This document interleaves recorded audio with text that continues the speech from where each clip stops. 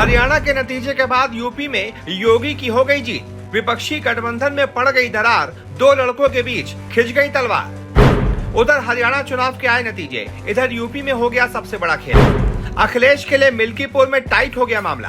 कांग्रेस ने भी ठोक दिया दावा, टूट जाएगा इंडिया गठबंधन। उपचुनाव से पहले ही योगी विरोधी हो गए पस्त। चुनाव जीतने की बात करने वाले आपस में ही कर रहे हैं लफड़ा।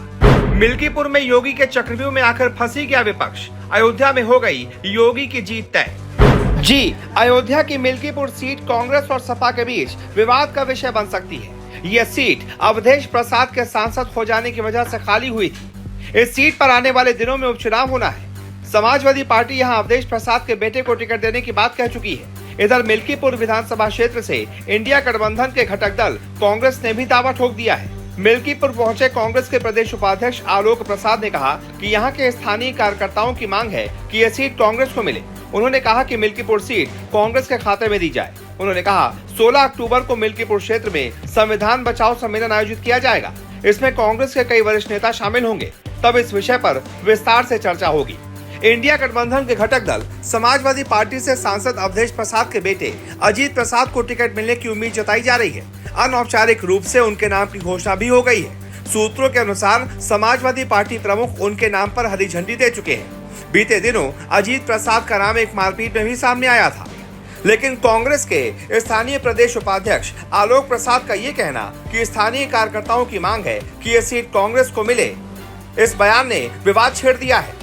इस बयान ने दो दलों के बीच तलवारें खींच दी हैं। अब 16 अक्टूबर को मिल्कीपुर क्षेत्र में संविधान बचाओ सम्मेलन का आयोजन कांग्रेस करने जा रही है, जिसमें कांग्रेस के कई वरिष्ठ नेता शामिल होंगे।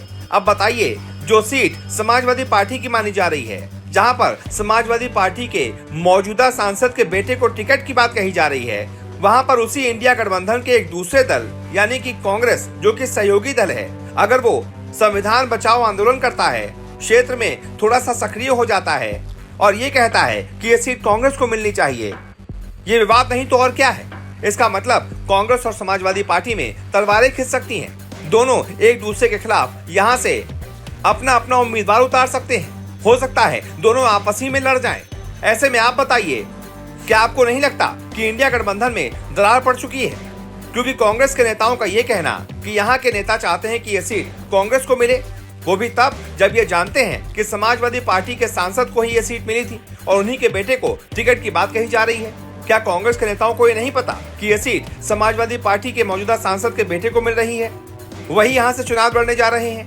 पूरी तैयारी हो चुकी है, लेकिन जानबूझकर भी ये कहना कि कांग्रेस के कार्यकर्ता चाहते हैं कि ये सीट कांग्रेस के खाते में जाए, ये अपने आप में विवाद पैदा करता है और यह बताता है कि समाजवादी पार्टी और कांग्रेस में सब कुछ ठीक नहीं है। यानी कि एक तरीके से अगर दो दुश्मन आपस में लड़ जाते हैं तो फायदा भारतीय जनता पार्टी को होने जा रहा है। यानी कि ये सीट भारतीय जनता पार्टी के हिस्से में आने जा रही है और योगी की जीत अभी से तय हो गई है। अब इस मुद्दे पर आप क्या राय रखते हैं, कमेंट करके बताइए।